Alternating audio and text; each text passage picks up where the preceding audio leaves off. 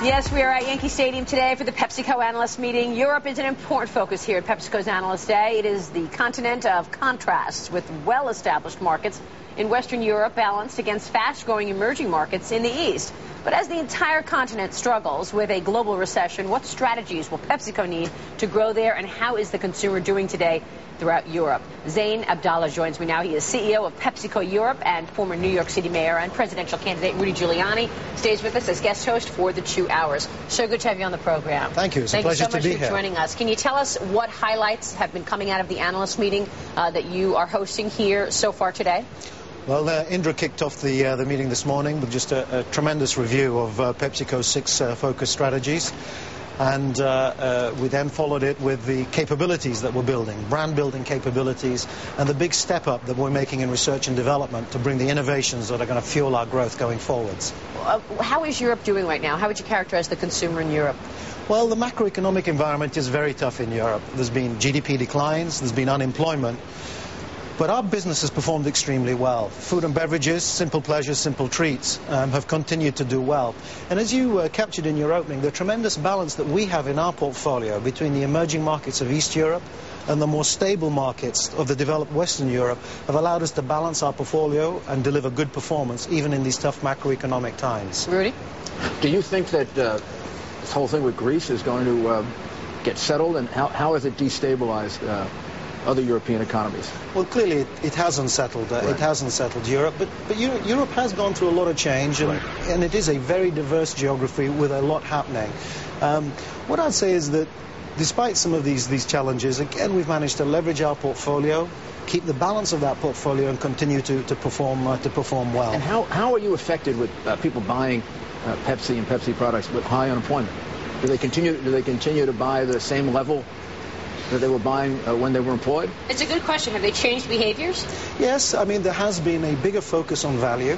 And so what's really important in your business is that you're able to deliver what we call differentiated consumer value.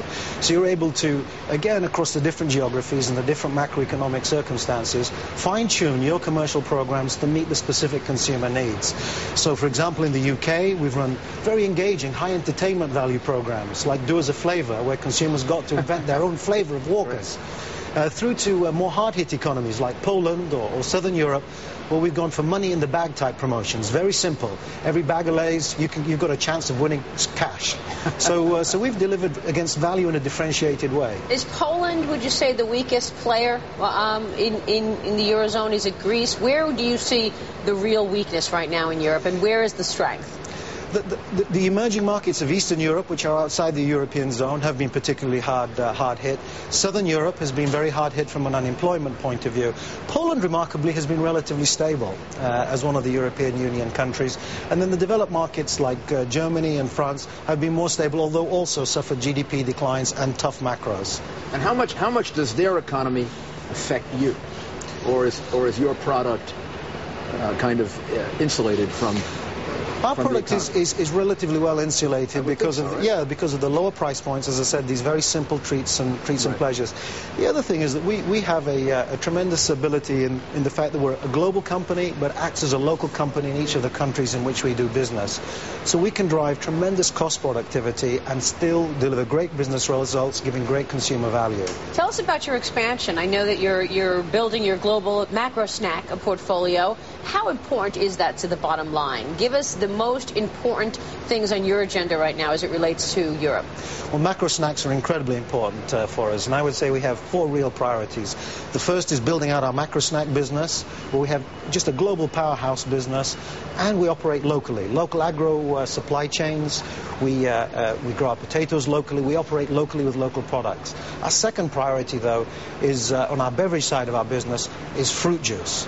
We're the largest fruit juice company in Europe. In actual fact, we have more turnover, more revenue in fruit juice than we have in carbonated soft drinks.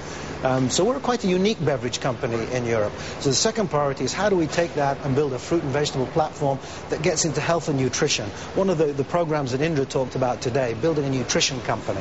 Third priority is ready-to-drink tea. The Russians absolutely love tea. Hot tea is twice the size of packaged ready-to-drink beverages. Yeah.